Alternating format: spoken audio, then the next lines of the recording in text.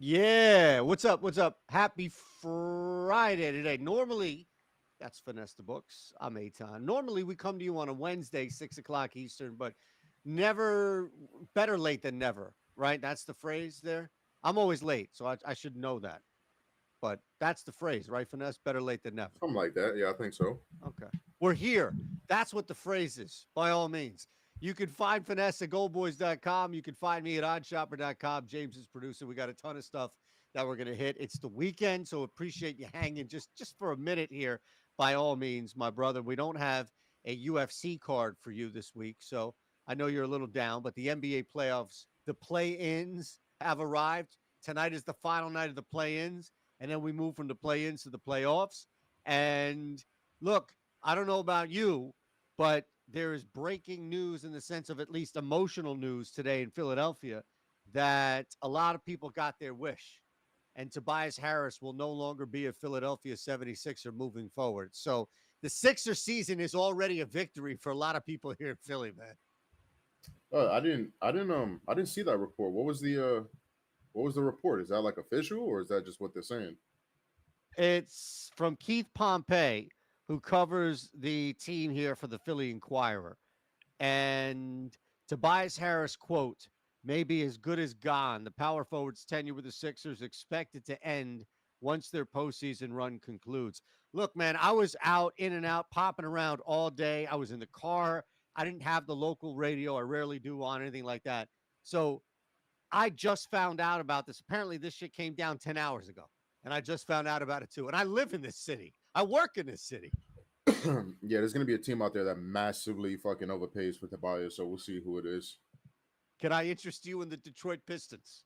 Yeah, it's a team like that, but I hate that for a team like Detroit. I mean, they're young. I think they got a lot of good pieces. Don't add a fucking a ball hog. Old guy that's making $30 million a year. Doesn't make a lot of sense to me. I'm glad we share the same or similar, at least sentiments here. Okay, okay, just looking here. All right, so we got two games, East West, 8 seeds up for grabs. I've already snuck and looked in here on Odd Shopper, and we got a bunch of home run plays that are buzzing, and I'm just running off of these. We've been cashing them, like I'm sure people have been cashing left and right, but we have here at least off this home run model. So we got to tap into that in a second, but of the two, let's just look at this. Of the two series, because I'm sure which one, not do you want to watch more? Which one do like, do you have your favorite player? None of that. Which one did you more heavily bet? Let's start that with the two games tonight. Is it East or West that you think you're more heavily invested in? I'm probably gonna be more heavily invested in East. Um, I think the game is fascinating. I really do. I think people are gonna look. I know Jimmy's out, but I think people are still gonna look and Heat at home. Heat are just a better Yep. team. Like I think they're gonna be a lot of public, casuals. You know what I'm saying? Just running to play the Heat, especially at a short number, even without Jimmy. But I like the spot for the Bulls. I really do. I'm a little bit of a Heat hater since. Shocker. Say it again. You're wearing a Bulls cap. I know. Yeah, I know. I just like the colors. Don't mind that. Don't mind that. That's complete. That's besides the point. But Okay, uh, no bias here. I no got you. bias, none. I'm a little bit of a Heat hater since what they did to my Celtics in the Eastern Conference Finals, but I just think the Bulls are playing much better ball right now. I think they have the guard defenders to give this team problems.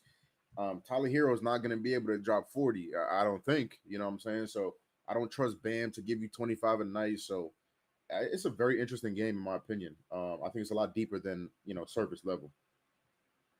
Yeah, the Heat in the playoffs are a rare, like they're an anomaly. You're not going to see teams try and slow it down with that type of zone that we saw against the Sixers. You're just not going to see, especially with Jimmy on the floor and some flexibility that you have.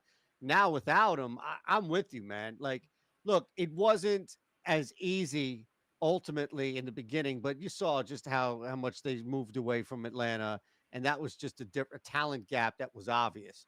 It's not going to be as easy. I don't think this is just going to be a walk here by any means, but it's hard to think that you take Jimmy Butler away from that and you're asking Bam Adebayo and Tyler Hero to fill in from that, not just performance finesse, but like heart and I don't even want to sound cliche, but it's going to sound cliche, like soul and leadership of your team is gone. And they're going to be moments like this is not a best of 5, best of 7. Oh man, don't worry about that. We can turn around. We got another game on our floor.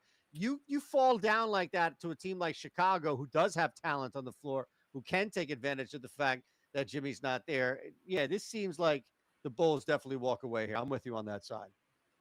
Yeah, and it's just like Jimmy does so much, right? Like Jimmy So much. is a tornado on defense. We saw that last game. Obviously, you see that throughout his career, but just a tornado on defense with and without Jimmy. This Heat offense at times has stunk. It looks like they don't, know how to play basketball at times. This offense. So now without Jimmy to kind of bail you out at certain points, turn shitty possessions into 2 points, you don't have that no more. So Chicago, I mean, Chicago does struggle on offense sometimes as well. Um, but I think Caruso is going to play. Obviously, probably not fully healthy, but I think Caruso is going to play, Yep. which is huge. I just think they have more go tos, right? I think they can outshoot Miami, even though Miami likes to shoot the three. Um, yeah, I just think they can, like you said, eke one out. I don't think it's going to be a. I don't think they're going to blow them out, but I can see like a 110, 103, 110, 105 Bulls win, and Miami, 1-2-3 Cancun. How about both of these games tonight? 207.5. I'm looking on Odd Shopper here, Finesse. 207.5 for the Heat Bulls game. That's disgusting. Come Yeah, on. That's ugly. Come on. yeah. And then look, 212.5 for the Kings Pelicans.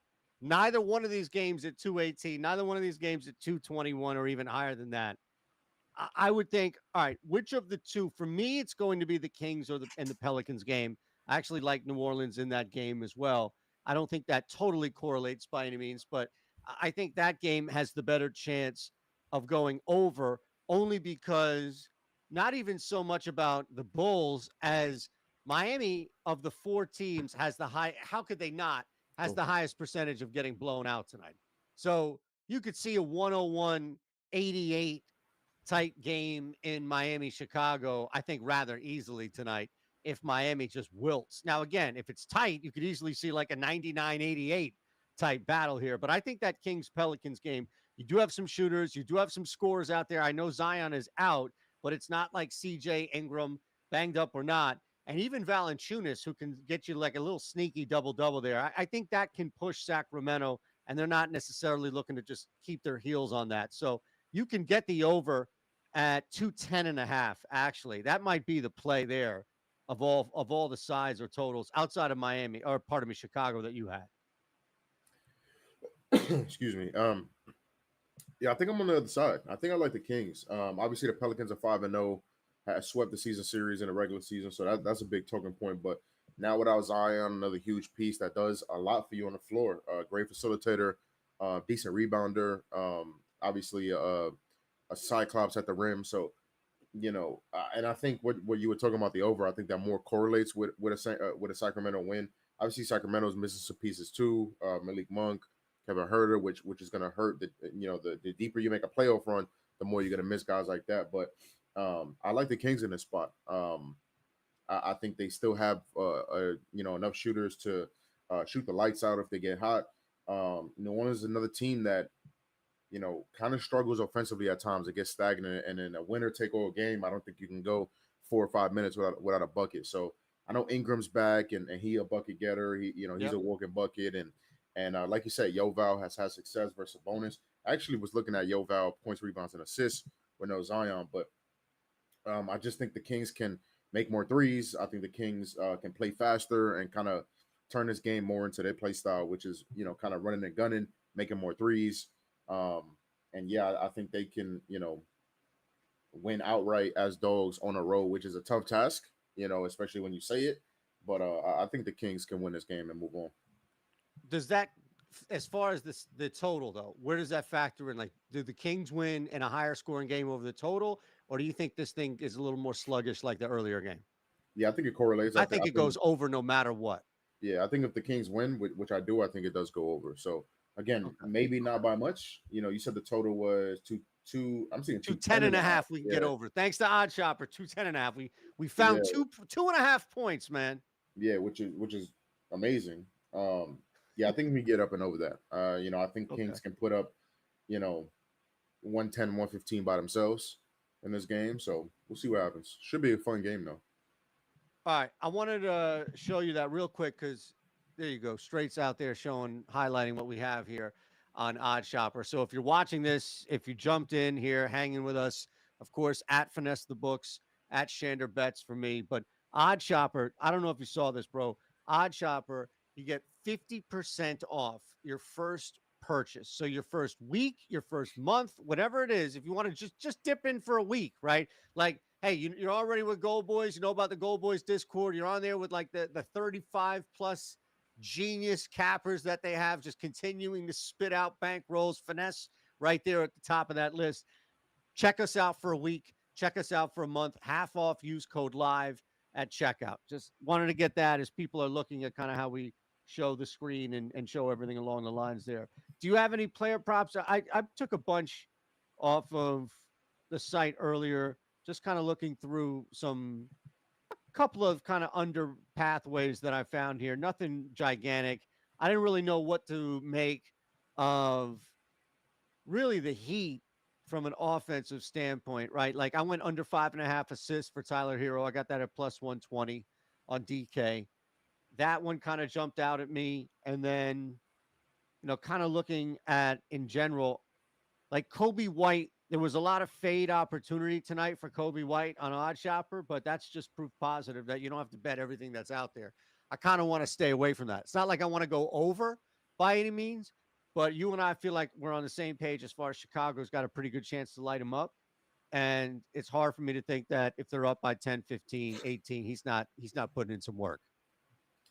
Yeah, actually, despite me liking Chicago to win a game, I actually like fading DeMar for a couple of different reasons. So under 26 and a half points is minus There you 125 go. on ESPN bet.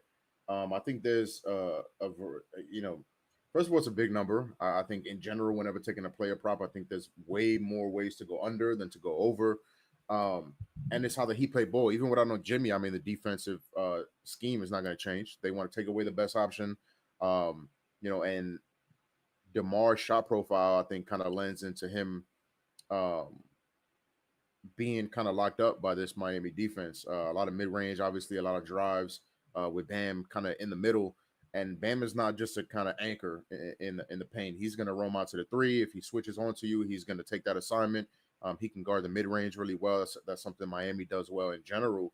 So again, even without a guy like Jimmy Butler, who's probably going to take the DeMar assignment the whole game, I still think they have some defenders that can lock up. They have length, guys like Highsmith that they can put on DeMar. So as long as DeMar doesn't get extremely fucking hot, which we've seen happen throughout his career, Yep. where he's not missing a fucking shot and the mid range becomes automatic, that's just a really big number. I see him ending anywhere, 22 to 25 points. So at least a couple of points of value, in my opinion. I like fading DeMar. Low total, should be a lower pace game. I think, like I said, I think there's more ways for him to go under than to drop 30 on this Miami team. So this opened at 27.5 because I had to write about it this morning on the Pick Six streets. Like I had to put a couple of things out there, and that was one that popped up in our Pick'em tool, Finesse. And I was doing the math and just going over it. And you're right. Like, look, this is not the absence of Jimmy Butler means that Miami's defense falls apart. Let's be honest. So much of this is coaching, and so much of this is just the execution of where to be on the floor, knowing that, being smart and being taught by a smart person. Point being is in the 4 games, and this is where that 27 comes in a little bit, but in the 4 games, he's gone under 27 and a half. 3 of the 4, he went under 26 and a half, only one, but he finished at 27. But I'm with you. That's not a playoff game. That's not a game that has this type of intensity and this type of tempo, which is going to be even slower than Miami normally plays. Look, Miami doesn't do this shit every time. It's not like Princeton, right, who's running that zone like every single game 2 to game 30 of the regular season, right? Like Miami's always saving this stuff really and running it extensively in the postseason. So I'm with you. I think that's a great find by you. Yeah, I I'm like a it. Like you Kels. said, it's schematics. You know what I'm saying? So, Just yes, doing slow something pace right. game. I think Miami says, yeah, listen, let Alex Caruso shoot 10 threes. You know what I'm saying? Let Kobe White try to drop 40 again. So instead of Yep. letting DeMar, drop 35 on you and go home that way.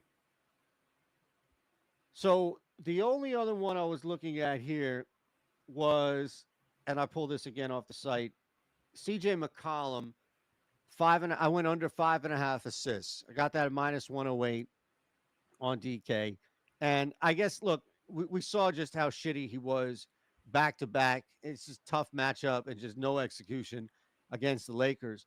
But without Zion, you would think like it just stands to reason that without Zion, both he and Brandon Ingram have to be score first mode. It doesn't mean that he couldn't backdoor his way into 6 assists, but at -108 in these circumstances, make or break game, your season's on the line, you don't have your best player on the floor, you kind of desperately need to pull out of a little shooting / scoring slump of your own. I would think this is the perfect circumstance for him to get, I don't know, maybe 3 dimes or so on the night and hopefully at least comfortably slide under this. I'll take 5 assists though. I'm fine with that.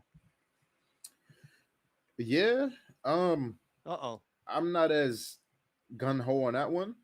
Just because of the absence of Zion. Like you said, I think he can easily backdoor his way to hooking you on the wrong side, and just scraping 6 assists along.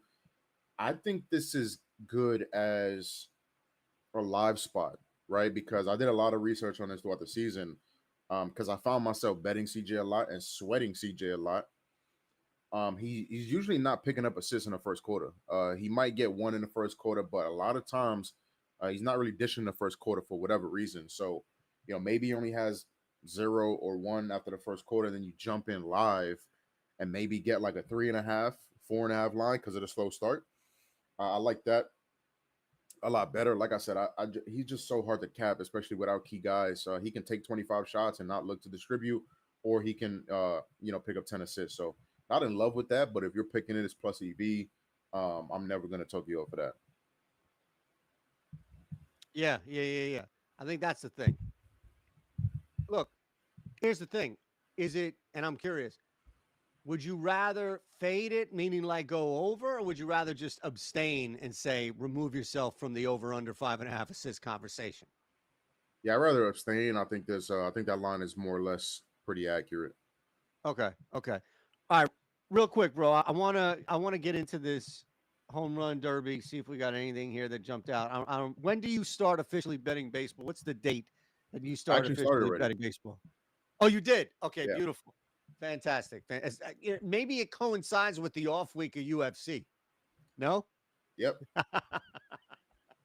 All right. So before we do that, straight, if I can just show this real quick, get Vanessa's reaction to this. This is my friend Eric Lindquist. He sent this to me. He happens to live in a state allegedly that doesn't legally accept bets. So he asked me if I would bet it, and then maybe I'll buy him dinner or something as a result of it. But he put together this. I mean, like this is big EV Eric Lindquist, who is, I don't play NRFIs, I don't play parlays, I don't do any of this stuff. And then he hits me with this monster. He does. I'm just busting his balls here, but 5 pick, 110 to 1, same game parlay. Are you ready? I'm ready. Now, I need pass or fail. Like, let's just see how many legs pass the finesse the books meter. So I'll go like we'll come back to analysis, but just go pass or fail when you hear it. All right. Under 10.5 Valanciunas alt points. Pass. Pass. Okay. Not pass like I don't want it. Pass like you passed the class. Oh, okay. Yeah. Fail. So it's like pass is that's my fault because pass is probably a bad word because it means too much in betting and cards and Yeah. all that. So yay, let's do yay or nay. Yay or nay. I'm gonna go Under nay. 10.5 alt Valanciunas. I'm gonna go nay. Nay. Okay, already an X. Number 1 on the X meter. All right. Under 8.5 alt rebounds for Valanciunas. I'm gonna go nay. All right. 8+ alt points for Larry Nance Jr. I'm gonna go yay. Okay. Over 8.5 alt rebounds for Nance Jr. Let's go yay. Let's go yay. I think he deserves a Okay. yay. Yeah. Last one. Great job on the fly, too, straight. Over 3.5 Nance Jr. alt assists. Mm, ah, I'm gonna go nay. Okay. Yeah, So I see what he's finesse. doing. I see what he's doing. I like the process. I just like Yoval tonight. I do. You know, if Zion was in, I think it's a different story. But I think Yoval still plays 25 to 28 minutes, and he's almost a lock. You know, to produce at least hit that PRA line when he receives his minutes. So I just think it's a little scary. You know, a little scary. But I see what he's doing. You know, a little less of Yoval, a little more Nance. I see it. I respect it. Okay. Hey, man, going through it. I think you're going to get incredible value. Like, if Valanciunas does not have a good game in a game where everybody expects him to rise because of the absence of Zion, the number that you're going to get back, like, this is not 110 to 1 if Zion Williamson is playing tonight. And I think that's the point, one of the points we were making as far as like you can see the strategy here. Oh, okay. Okay. Just three. So I take it after that, finesse the books will not be tailing this. I mean, I've spent I spent $10 on much worse shit. So because it's on the show, I'll tail it. And if it doesn't hit, he's dead to me. If it does, Nice. you know, yeah, that's it. I can't wait. I can't wait. I'll come back 2 months from now and be like, so my good friend Eric Lindquist sent me the nope, he's dead I to was me. like, who? Who is that? Yeah, You hold grudges. Don't lie. yeah, I do, 100%. I'm from the Bronx. Who was the first player, athlete that you put on the ban list? Like the very Oh my first, like, god. I cannot bet on this person. I refuse to bet on this person. Um, all right, I got two right now in my head. Um, What sport would it be, you think? basketball for sure. Basketball. Okay. Um, damn, Because I'm who? thinking, like, would it be some shady ass, like, assist market where somebody just kept getting jobbed on some stat correction shit? And you're just like, man, I can't do this. It's on the tip of my tongue. I smoke too much. So, but this guy is like known. I've been very vocal about this. Damn, who Current is player it? or like Darius Yeah, Miles? current player, current player. Okay. He's a big man. And he just soft as shit. And Sabonis? no, Sabonis ain't soft. I'm just joking. Damn. That's fine. You'll think of it. Kevin Love, Yeah, somebody will come I'll to think mind. it's definitely a big man. I'll think of it Okay. and I'll let Well, you. what was the like? You forget the name for a sec. What do you remember the circumstance? Was it like somebody just ruining your night in and night out? Yeah, I mean, yeah, it's that simple. It's just if I bet on a guy and I watch him play and he just has no interest in the game and just fucking standing in a corner doing his grocery list and just no effort, you know, at all. Um, I remember DeAndre Ayton. I will never put a penny Wow. on that man. He's soft as shit. So inconsistent. He just wakes up one day and decides, I don't want to play ball for $30 million a year. It is the most aggravating fucking thing Yes. ever. He thinks he's way better than he is. That little fucking garbage ass jump hook or whatever it is not it. I will never place a penny on that man. I'm glad I remember, so I give you that rent. Yep. DeAndre Ayton is at the top of the list. Probably the first one that I said I'm not a ban guy. I don't ban players, but I would never place a penny on that man. Oh, that's beautiful. No, please rant away. That's exactly why I asked. I figured there was definitely a story or something behind it. And everything makes sense except for the fact that he woke up and didn't want to play ball and you lose the bet. Trust me, man. I Yeah, get man. it. You remember that report where it was like, "Oh, it's snowing outside. I can't get to the arena." You remember that Yep. with Ayton? Oh my god, that's Yep. just typical No, that fucking was Ayton, it. bro. Yeah. Anybody who was still on that bandwagon jumped off immediately at that point. Do you remember, man? I guess he's still in the league right now, right? He pitches for the Cardinals. Do you remember Kyle Gibson, old ass pitcher Kyle Gibson, Yeah, played for the yeah, Phillies for a couple of years, yeah. and it just watching him, covering him from a little bit of a distance here locally in Philly, and just getting a feel for when he was breaking down, when he was kind of losing interest, and when he was because he's just had a rough time here as a whole. It felt like every single time I thought I got a handle, on like consistency going in the wrong direction for him, he would just spring out and have one of these like absurd games, or the fucking manager would leave his ass in inexplicably for an extra inning in which he would give up another run, but still get that extra K and go over it. And I'm just like, it does. No, you didn't use your bullpen all last night. You could have sent another arm out there, and at that point, it was just like, all right, he's going to be out here every 5 days. I'm not even betting games. Like, I wouldn't even bet a hit or a home run. If Kyle Gibson was pitching, I would stay as far away from him as a Phillies game as humanly possible. Yeah, it's funny that you bring that up because he's pitching tonight, right? And I wanted to fade the fuck out of him. And I was looking at his outs under 17 and a half, but I'm like, he'll get shelled. And it doesn't matter the team either. Philly did this, St. Louis is doing this. They Yep. just allow him to get shelled. They're like, yo, let me send his old ass out there just to eat up some innings and just let him get shelled and not give a fuck. Like he's gonna go through six. So I'm still gonna find a way to fade him because he fucking stinks. But yeah, that's funny that you bring that up because I was looking at that earlier. It's amazing, man. Look at that game, too, tonight.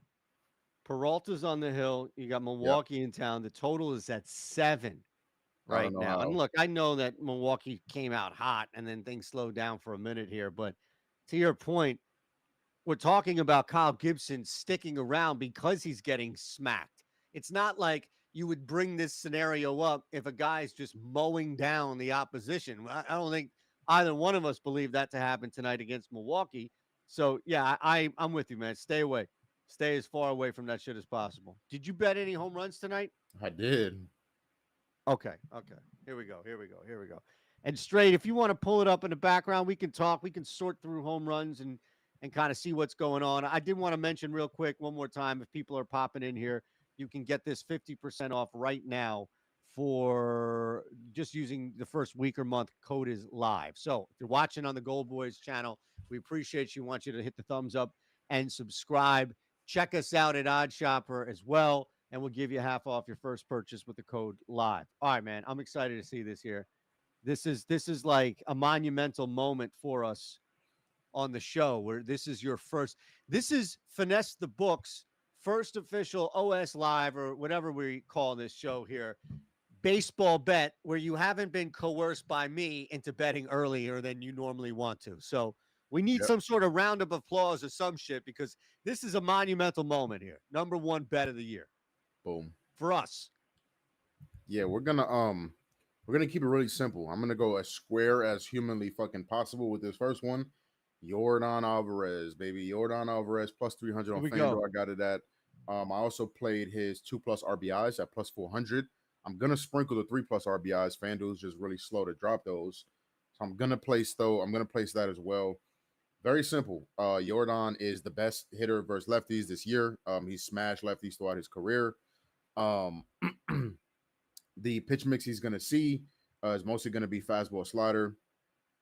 Um, Sorry, let me get to that game. Yeah, for Mackenzie Gore. So a pitch mix he's going to see mostly fastball slider. Mackenzie likes to keep his fastballs to lefties kind of up in the zone, and he likes to keep the slider kind of low and into lefties as opposed Yep. to going low and away, which is what lefties versus lefties usually like to do. And those are Jordan's nitro zones right there. So if he gets a high fastball, I think he sends it 500 feet. If he gets a low and inside slider that just misses the location, I think he sends that one too. McKenzie's a reverse split kind of guy. Usually lefties are dominant versus lefty hitters. He really, really struggles versus lefties, and that's been a theme throughout his career. So I was back and forth between him and Tuck. I also played Tuck home run at plus 400, but I'm more invested in Jordan tonight. I think he sends one to the fucking moon. Yeah, I love the matchup. Nice, nice, nice, man. Yeah, that's great. What did you say the number was? Because I know you hinted at being chalk, right? But Plus 300. I got it out on FanDuel. okay, yeah, that's not terrible, man, by any means, right? I mean, and I'm sure just without even looking at it, if anything, the number went down on FanDuel, but you're still beating. It's not like DK has it at 350 or some shit right now. I'm sure No, he's at like 220 or something elsewhere across the board. See, I got that with the two guys that I did for my little home run thing here. We got last night at pretty good value here. I'm actually curious to see what they are now. So I'm with you. Like I went super square slash chalk tonight myself, but the numbers were there. We got Gallo at 285 and Duvall at 320. So first off, I mean, look, I think as far as Duvall is concerned, there's definitely a much better pathway overall against Heaney there, especially at home where we've seen just absolutely the EV and the hard hit. Like a lot of that stuff needs to get better for Duvall, but I think I like the matchup. 320 was a ridiculous number, but again, I'm just trying to see if that moved at all for Gallo, what he is now. But look, it's not every night, but at the same time, I think if you can still get a solid number that is going to move, and CLV doesn't pay the bills, I get it. But if you still get like a solid number that you're going to get ahead of, I don't think there's anything wrong because at some point, 285 looks a lot better than somebody dipping to 225. I'm still trying to find that Gallo number, but I don't even see Gallo listed right now. Is he starting? probably out. Great. Sorry? Yeah, he might not be starting. Nope. So another void. That's what He's not happens, man. starting. They got me giving out these plays at 9:30 at night the night before. I'm closing my eyes. Yeah, Lars Nootbaar throwing some shit at the wall, and then the dude doesn't even play the next day, and I look like a You heard that? jackass. You heard that, James? Did you hear that, James? I know you back there. Say it again. Say it again for James. Oh, he's listening. No, no. I'm just saying. Yeah, just wild shit, Is he man. officially out? Like that's like official? No. Oh man. So check this shit out. And real quick, James, are we able to show anything real quick what we have on Odd Shopper for some home runs? Oh yeah, Because he's I out. wanted to tell. There we go. All right, so now y'all can see what we have here. And again, if you can open up the first one right there. Is that whoever's up there at the top, and you can just see the difference. Everybody out there, you can see the difference. Like that's why you come here. So Finesse goes through all of his numbers, his data. He identifies a player. He's like, all right, let me find the best number. Now, granted, chances are it's going to be on FanDuel anyway, but it's nice to confirm that up there with that. So I had Miguel Sano to go yard the other night. This was Wednesday night. I took him to hit a home run, right? And again, had to play him on my video, and the video came out at 10 o'clock the night before. So I took him to hit the home run, him and Osuna. Now, Osuna went yard, so that was great during the day. And I'm thinking, like, okay, let me get this here. Sit in the bench. Sits the bench the entire game. Entire game. Now they're on the road. Entire game. Bottom of the ninth. All right. Bottom of the ninth. It's a 1-run game. He comes in as a defensive replacement at first base, and that bet fucking loses. Bottom of the ninth, first base defensive replacement, and that shit is a massive X. Like, look, I get bad beats, and I understand that shit happens, and you're betting on circumstance. You can't blame injury. You can't blame whatever. Even Jonte Porter, right? Like, you can't blame anything like that crazy shit going on here, unless you think it's all fixed, and that's kind of where you are. But that shit isn't a bad beat. That's criminal. That's ridiculous. That you cannot explain away. Like, you got to be able to have a heart. You got to be able to have some sense of what's going on here. All right. Now, I know there was a bunch of things happening. So you tell me where you got off the train, and I'll summarize as fast as humanly possible. Where did you hear? So Sano, he comes in as a defensive replacement Yeah, no, at I the heard. I end of the heard. game. Oh, okay. Yeah. You were muted. That's why I wasn't sure. It I've lost plenty of bad beats. I couldn't even that's not a bad beat. Like, I can't classify that as a bad beat because I understand the meaning. Like, I understand the reason of putting him in there as a defensive replacement, but to lose a fucking home run bet like that, come on. Yeah, it's part of better home runs, unfortunately. I think Only on some FanDuel books though. exactly. Yeah, I was about to say some books will take your money for that. Most of the books will just void it. And but yeah, that's tough. Brutal. I did bet CJ Abrams and 520 in that Okay. game, and I took Davis Wenzel at 8-1 plus 800. Okay. In that game against Chris Sale, who's probably just going to strike Wenzel out 5 times. But It was a great number. So I was able to jump on that. So this is crazy, man, because you're talking about the squad earlier. I placed this on 418 at 602. Bulls were +3. And I just couldn't believe with everything going on with Butler. And it's moved back to 2, but it's down to 1 or what have you. Yeah. Do you have anything else in baseball that you bet outside of home runs tonight? Or that you Yeah. want to share? Don't give it all away. No, yeah. I like Austin Riley tonight as well. I played 2+ bases at -109. I played the home Nice. run at +350, and I played the 2+ RBIs at +350 as well. On FanDuel. Again, another situation. He's going against a lefty. He absolutely demolishes lefties. Andrew Heaney throws a ton of fastballs. I think that's going to be good for Riley. Andrew Heaney throws a ton of high fastballs, which I think is good for Heaney. Um, yeah, Riley's been really good this year. And that's obviously a common theme. But yeah, he's been really good when he's getting out. He's scorching fucking baseballs just right to guys.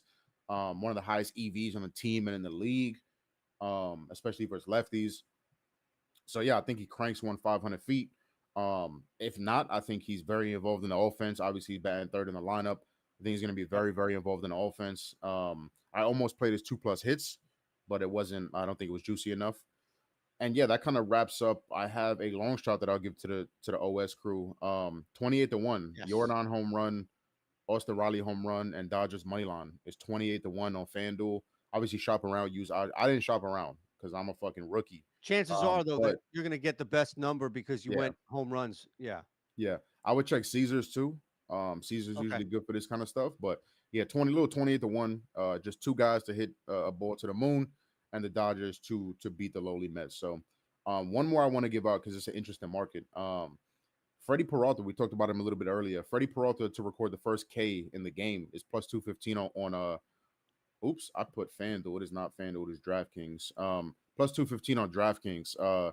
That's just a head-to-head prop under pitching props. He just has to record the first K. Obviously, it's plus money because he's not pitching first. Kyle Gibson Yep. is pitching first, but I think he's gonna struggle. I mean, Milwaukee is it's a weird game because Milwaukee's team total is only 3.5, and you would think it should be fucking 7.5, but it's only 3.5. But even if Kyle Gibson goes 1, 2, 3, doesn't really have the K, really really good K stuff in general. And the top of this lineup is very very dangerous, very stubborn at the plate. Milwaukee as a team is very patient. I worry about Frelick at the top instead of Yelich, who's out today. But that's the only guy I really worry about a lot. And if he gets through the top of the first, I think Freddie is going to strike somebody out in the bottom of the first. So a little +215, a little half a unit play. Just wanted to give that out as well. I love it. Absolutely. I jumped in earlier on the Discord. We got the Phillies at -1.5 tonight. So we'll see how that plays. Got the Rockies the other night on the run line with that master 5-run eighth inning that they put up there. So all good. We got you covered. NBA, MLB, everything across the board. So I wanted to, it's amazing, right? Because I'm looking up and I'm thinking, okay, I want to get to this. I want to get to this. And then we're winding down here for a couple of minutes. But did you talk at all with Locke or with anybody else, just in general, about your reactions to the Jonte Porter story and just how we got here? Because I think it's fascinating on a couple of levels, but in our world, what I'm actually most fascinated about is how those bets got through, right? Like, bear with me for a second. You're talking about an $80,000 prop bet that somebody was able to get through at a legal book because while the bet was voided, it hit. So it initially hit, meaning like they had to declare it, but they didn't pay it out because it was voided. Those are two separate things. We know about this bet. If you're watching this, we know about this bet because it was legally placed. You place this with a suitcase, you place this with Bovada, that shit's not getting reported. So who's able to place an $80,000 prop bet on an ultra small market like Jonte Porter? I don't know, it's like rebounds or whatever it was, right? Finesse. It's for me, it's two people.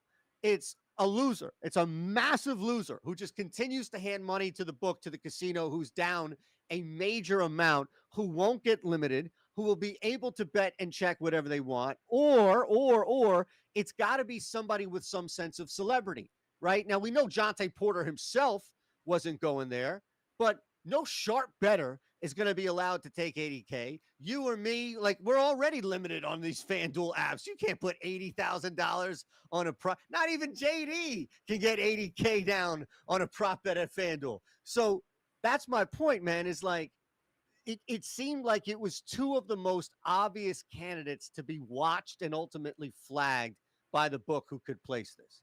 What do you think I'm missing? Because I saw your face.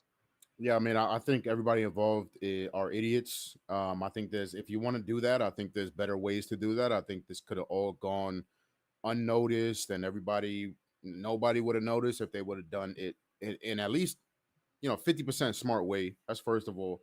Second of all, I agree it could be a losing better. It could be a brand new account as well, right? Somebody just kind of making a new account and this guy doesn't know what the fuck he's doing. So it's not a human letting these bets go. It's probably systematic. It's probably algorithm. So a new better um betting First bet. Jonte under. Why not? Why not take 80K? Right.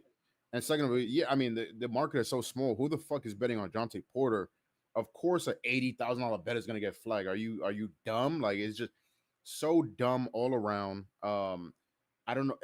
It probably wasn't for Jonte Porter's financial gain. It was probably for the people around him. Still, just absolutely fucking dumb. Place $1,000 bets, place $500 bets, and just place a lot of them or spread them around. It's not rocket science. But yeah, as betting, sports betting, I talk to my girl about this all the time. Sports betting is being shoved down our throats now, especially for the average consumer. If you're watching an NBA game, if you're watching an MLB game, they mention it a million times. What's the live line right now? Oh, do you think he's going to cover that? What's the live over under?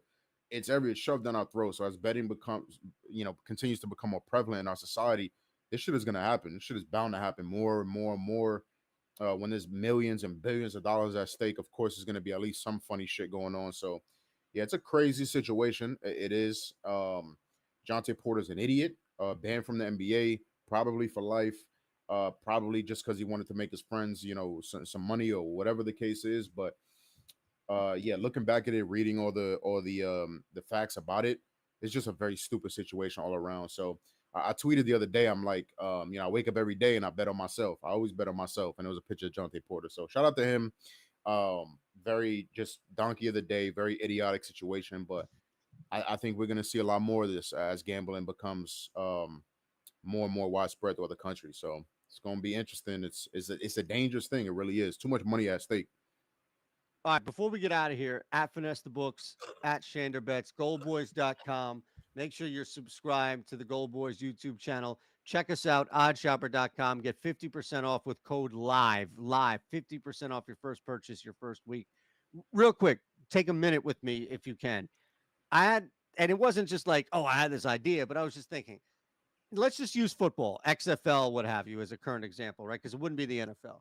But if the XFL came out and say, okay, players can now take portions, and maybe you cap it, that's fine. But players can now take portions of their salary, of their earnings, and bet on themselves, but they can't bet unders, right? Like, you can't bet unders. You can, but it's your money, and it's not. So, Case Cookus or whoever it is now in the UFSFL, whatever the new UFL is, the new one. Sorry. But the point being is that you can't bet on teams, but you can bet on your own player props. We can bet on the player props too.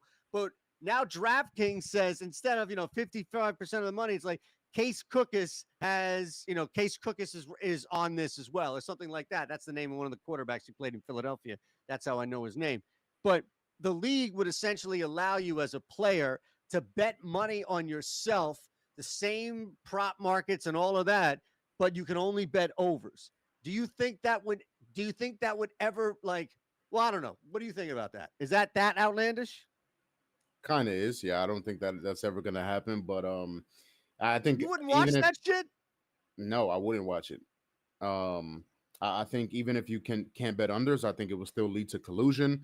It's like when these guys have incentives in their contracts. And, oh, I need 5 more catches, and we see the quarterback fucking force feed him the ball Right. in the last game. It'll be an unwatchable product, in my opinion. It'll just be guys wanting to make money. It's Nah. Can you imagine though? Right, like some guy's got himself like half of his salary on a 30-point plus alt night, and he's just jacking up threes, Yeah, or and like somebody the took his team knows passing none yards of. and he's just bombing the ball down the field. Like it's not football anymore. It's just fucking it's a degenerate like sporting event. Okay, I get it. I get it. It sounded better in my head. All right, we'll see. We'll be back on Wednesday, everybody. Thanks to Straight for producing. Thanks to you all out there for spending some time at Finesse the Books, at Shader Bets. Tell the world one more time where we can find you, sir.